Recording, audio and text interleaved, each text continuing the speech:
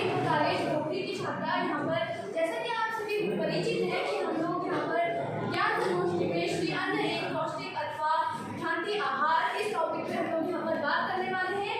और जैसा कि आप सभी जानते हैं कि हमारा श्री अन्न एक मूल्यवर्धित अनाज है। श्री अन्न से हम अगर बात करें तो श्री अन्न का अर्थात है मोटे अनाज से जो खाने में बहुत ज़्यादा लाभदायक होता है और जिसके बहुत सारे गुण भी होते हैं। अगर श्री अन्न के प्रकार हम आपको बताएं तो श्री अन्न दो प्रकार का होता है, मेजर मिलेट्स और माइनर मिलेट्स। मेजर मिलेट्स के अंतर्गत आते हैं वो मिलेट्स जिनके दाने बड़े होते हैं, जिनका साइज बड़ा होता है, और माइनर मिलेट्स के अंतर्गत वो अनाज आते हैं जिनका साइज छोटा होता है, जो आकार में छोटे होते हैं। और अगर हम बात करें श्री अन्न के लाभ की, तो श्री अन्न के लाभ अनेक प्रकार के होते हैं, जिसमें कृषि संबंधित लाभ भी होता है, स्वास्थ्य संबंधित लाभ भी होता है। और इन्हीं लाभों के कारण भारत सरकार ने 2018 को नेशनल ईयर ऑफ मिलेट्स के नाम से घोषित कर दिया था। श्री अन्न एक मूलवर्धित पौष्टिक आहार अथवा भ्रांति आहार पर मैं विचार प्रस्तुत कर रही हूँ, जो कुछ इस प्रकार से।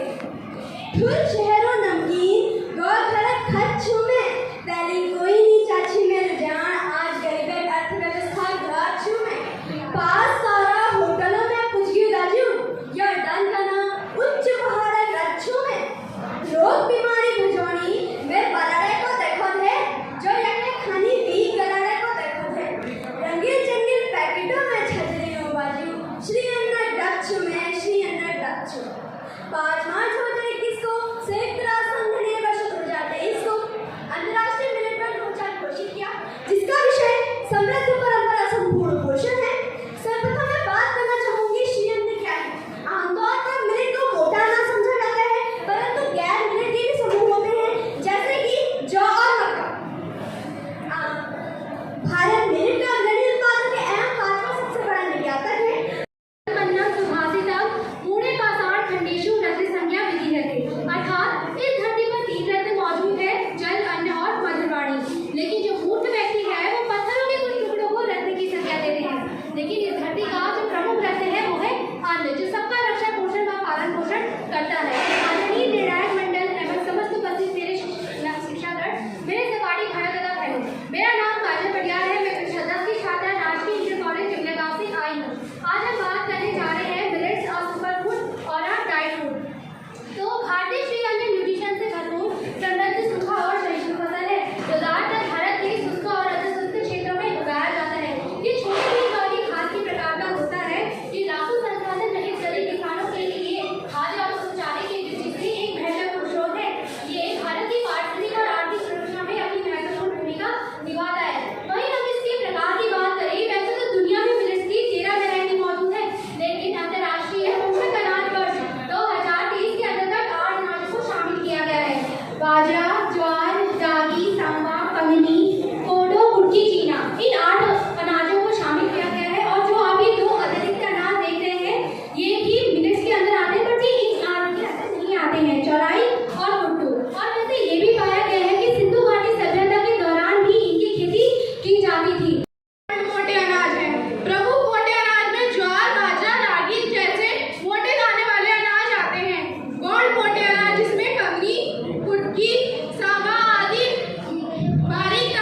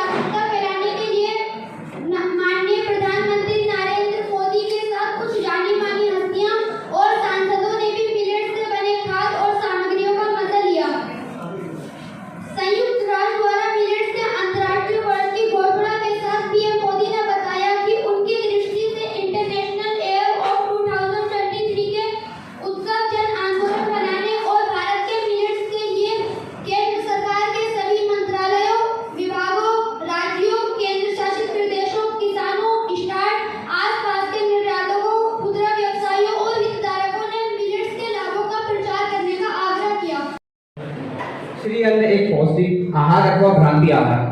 सबसे पहले ये जानते हैं मिलेट्स क्या होते हैं, आखिर कौन कौन से अनाज मिलेट्स की श्रेणी में आते हैं, किन किन अनाजों को हम मिलेट्स कह सकते हैं। देखिए, वे सभी अनाज जिनमें हमारे शरीर के लिए आवश्यक पोषक तत्व और चिकित्सक गुण मौजूद होते हैं, जो हमारे शरीर की रोग प्रतिरोधक क्षमता को बढ़ाने में मजबूत करते हैं, हमारे इम्यून सिस्टम को मजबूत करते हैं। उन सभी अनाजों को संयुक्त रूप से हम मिलेट्स कहते हैं। मिलेट्स को दो प्रकारों में बांटा गया है। पहला बड़े दाने वाले, जिनमें ज्वार और बाजरा मुख्य है। उसके बाद छोटे दाने वाले, जिसमें रागी, कोदो, सावा, कुटकी आदि है। अब बात करते हैं मिलेट्स के इतिहास के बारे में। देखिए, मिलेट्स हमारे बीच कब से हैं, ये कितने पुराने हैं, ये कहीं कोई नए अनाज तो नहीं जो हमारे बीच आ गए। देखिए, अगर मैं आपको इसके इतिहास के बारे में बताने की कोशिश करूं तो मिलेट्स का इतिहास बहुत पुराना है। सिंधु घाटी सभ्यता से मिलेट्स के इतिहास के प्रमाण मिलते हैं। माना जाता है कि मनुष्य द्वारा उगाए गए सबसे प्रथम अनाजों में से मिलेट्स एक है। अगर मैं और इतिहास आपको बताने की कोशिश करूं तो कालिदास ने अपने अभिज्ञान शकुंतला में कंगनी नाम के मिलेट का उल्लेख किया है। तो कालिदास जी बताते हैं कि राजा दुष्यंत के दरबार में ऋषि कण्व शकुंतला को विदा करते समय कंगनी डालते हैं, ये एक शुभ शगुन की तरह है। दूसरा, यजुर्वेद में सुश्रुत ऋषि ने मिलेट के बारे में चर्चा की। तीसरा, कौटिल्य ने भी अर्थशास्त्र में मिलेट के उपयोग की विधियां, इसके पकाने के सही तरीके के बारे में बताया। तो मिलेट का इतिहास काफी पुराना है। तो आखिर इसके उपभोग में कुछ समय से कमी आने के क्या कारण रहे, आखिर क्यों इसका उपभोग इतना कम हो गया है। अगर इसके उपभोग में कमी आने के कारणों को मैं बताऊं तो पहला कारण बताते हैं कि 1960-70 के दशक में जब हरित क्रांति हुई, तब गेहूं, चावल और मैदे से बनी खाद्य सामग्री तथा इन्हीं को बढ़ावा दिया गया और भारत के परंपरागत भोज्य पदार्थ मिलेट का उत्पादन और उपभोग से बहुत प्रभावित है। दूसरा, कई लोगों को मिलेट्स का नियमित सेवन अप्रिय लगता है, उन्हें यह सूखा रूखा लगता है खाने में। और हम देखते हैं कि रागी जो मड़वे की रोटी होती है काले रंग की होती है, बच्चे आजकल उससे भेदभाव करते हैं। मैं देखता हूँ कई जगह वो रागी काली रोटी बोल देते हैं रागी को, हमें नहीं खाना। तीसरा, देखिए मिलेट्स हम क्या देख रहे हैं आजकल, लोग e commerce market, online market से सामान ज़्यादा मंगाते हैं और लेकिन मिलेट्स का इन जगह जो उपलब्धता है बहुत कम है, बाजार में भी हमें आसानी से नहीं मिल पाते। और वहीं गेहूं और चावल भारत में भी प्रधान खाद्य अनाज है, जिसके लिए अभी इसके हमें उत्पादन में बढ़ावा देने के लिए काफ़ी कार्य करने की ज़रूरत है। अगर मैं इसके उपभोग में आने वाले फायदे की बात करूँ तो इसके उपभोग से बहुत फायदे हैं।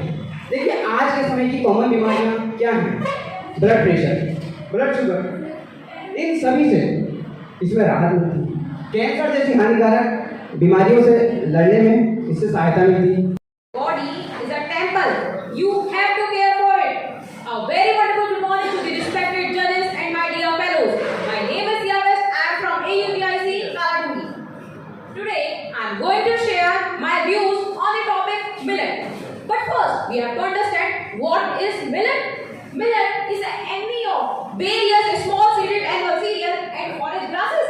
It contains macronutrients like protein, fiber, vitamin and mineral like iron, magnesium, phosphorus. For example, jowar, bajra, maize, ragi, known as matwa in our native language. So, which are the continents which grow more millets? It's Asia and Africa. What about the countries? India.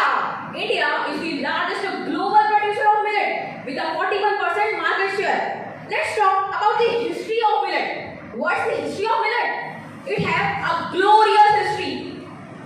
It is an ancient food. ये Indus Valley civilization में भी use हुआ था, but छोटे या बड़े भाई, मैं हितेश सिंह मिश्र राजीव गांधी नवोदय विद्यालय में कक्षा 10वीं का छात्र आज आप सभी के सम्मुख मेरे शिक्षक श्री अन्य पौष्टिक आहार अथवा भ्रांति आहार पर अपने विचार प्रस्तुत करना चाहता हूँ।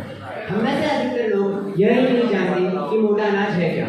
तो सर्वप्रथम मैं आपको बता दूं, मोटा अनाज ऐसे अनाजों कहा जाता है जिन्हें उगाने में हमें अत्यधिक मेहनत नहीं करनी पड़ती। एक कम उपजाऊ व कम पानी वाली भूमि में भी आसानी से उग जाते हैं। ये अनाज स्वादिष्ट होने के साथ साथ हमारी सेहत के लिए भी अत्यधिक लाभकारी होते हैं, जिसमें से कुछ प्रमुख अनाज जैसे ज्वार, बाजरा, जौ, मक्का, मडुआ, कोदो, कांगी, कुटकी, कुट्टू आदि प्रमुख हैं। श्रीअन्न, जिन्हें कर्नाटक के लोग श्रीधानी कहकर पुकारते हैं, उन्हीं की भावनाओं को सम्मान देकर हमारे देश के प्रधानमंत्री श्रीमान नरेंद्र मोदी जी ने इन्हें श्री अन्न नाम दिया। श्री अन्न अर्थात सभी अनाजों में श्रेष्ठ। भारत में किसी भी चीज के आगे श्री ऐसे ही नहीं लगता। श्री अन्न पर वैश्विक सम्मेलन का उद्घाटन किया गया, जिसका उद्देश्य यह रहा कि मिलेट्स के बारे में जागरूकता फैलाना तथा इसकी गुणवत्ता और उत्पादन में सुधार करना है। इस अवसर पर प्रधानमंत्री जी द्वारा एक डाक टिकट और एक सिक्का भी जारी किया गया। पर श्री अन्न है क्या, आइए जानते हैं। श्री अन्न हमारी संस्कृति में श्री का बड़ा महत्व है। जहाँ श्री होता है वहाँ समृद्धि, समृद्धता और सफलता भी होती है। यही मोटा अनाज भारत है श्री अन्न के नाम से जाना जाता है। यही वही अनाज है जो अब भारत में समग्र विकास का माध्यम बन रहा है। यह अनाज गरीब, गांव और किसानों से भी जुड़ा है। यही वो अनाज है जो देश के देश की संस्कृति तथा देश के विकास का आधार है। श्री अन्न के अंतर्गत आने वाले प्रमुख अनाज श्री अन्न पोषण का पावर हाउस है। कृषि मंत्रालय ने 10 अप्रैल 2018 को इसे पोषक अनाज घोषित किया है।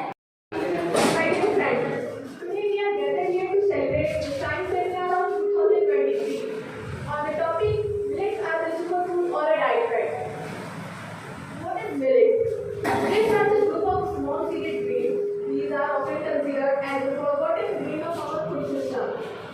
This crop is eco-friendly. It do not want more water and fertilizer for its growth and development. Its carbon footprint and water footprint is low. It is cultivated in tribal, rainfed and mountain areas. It is also called climate smart crop and climate resistant crop. It is commonly called nutricerial and powerhouse of the nutrients. Millets are high in potassium, which is good for our heart. Atal Press Government Inter College, Pura. Today I am here to deliver my speech on the topic millets, a superfood or a diet bread. Friends, as you know, millets have been staple food for Indian people for a long time. Earlier, it was considered the food of poor people. Since 1980, it was totally disappeared from Indian thali. After Green Revolution, millets were replaced by wheat and rice. But after knowing its properties, people are slowly attracted to millets again. New steps are being taken by Indian government to promote millets. Even though Honorable Prime Minister discussed about millets in the program Man Ki Baat and called him a name, Shri Anna.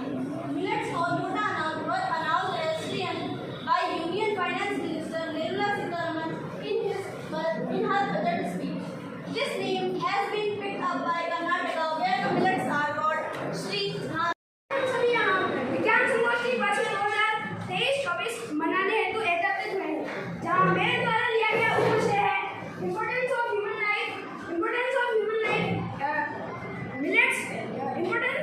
Millets in human life and anti millet rumours. तो सबसे पहले हम जानते हैं कि millets है क्या है ये मिलेट्स जो 50 साल तक पहले से हमारे भारतीयों के पारंपरिक भोजन हुआ करते थे। क्या है ये मिलेट्स जिनका जिक्र वेदों में किया गया है? क्या है ये मिलेट्स जिनका जिक्र अभिज्ञान शाकुंतल में किया गया है? क्या है ये मिलेट्स जिन्हें पोषण का पावर हाउस कहा जाता है? क्या है ये मिलेट्स जिन्हें सुपर फूड के नाम से जाना जाता है? तो आइए देखते हैं क्या है millets.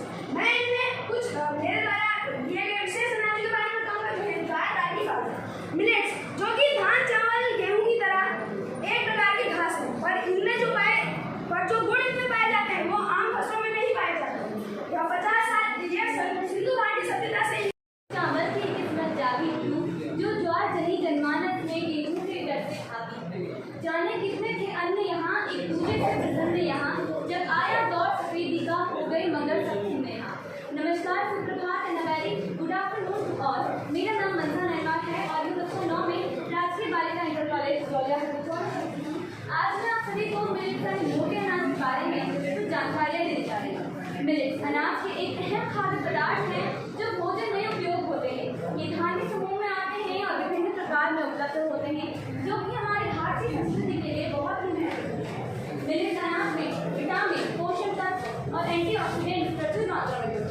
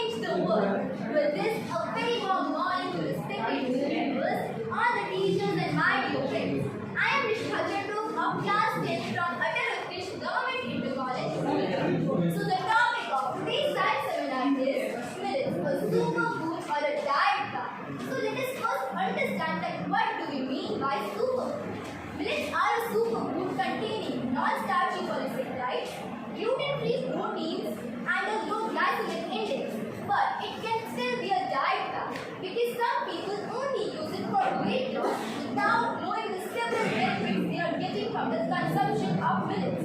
So millets should be considered as a superfood because of the numerous health benefits they provide to all of us. So now let's understand that what is the millet mission. So this year 2023 has been declared as the International Year of Millets by United Nations following the Indian proposal. India, by the way, wants to position itself as the global hub for millets. Interestingly, millets can play a very important role and contribute to our collective effort, such as empower smallholder farmers, achieve sustainable development, eliminate hunger, adapt to climate change, promote biodiversity, and transform agricultural systems. Millets can have so many nutritional benefits, with carbs containing 41 grams, proteins with 6 grams, and fat with 1.7 grams, along with magnesium, phosphorus, potassium, iron, zinc, etc. Now let's talk about how are millets healthier for us. So millets belong to the cereal family just like rice or wheat too, but they are mainly known as coarse grains.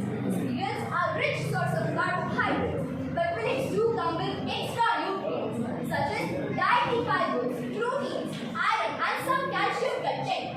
According to the 2018 notification, the government has indicated millets as the powerhouse of nutrients as they give you the great difference in the fight against diabetes.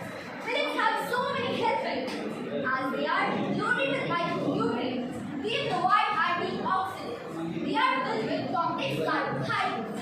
They are rich with fiber and protein, and they are absolutely glutamate. Now let's talk about the ecological benefits of millets. An article at ORFonline.com says that millets require 70% less water than barley.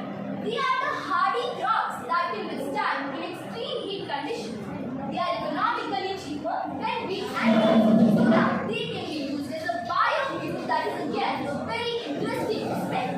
Millets are said to be among the earliest cereals, not the earliest and the first to be cultivated by the mankind. India's ambitious target article in 2018 is to exceed 450 lakh tons of millets per year by 2030. Millets have earned a reputation of being nutritious. The energy and nutrients that millets provide mark them as a superfood, and they can be included to a healthy diet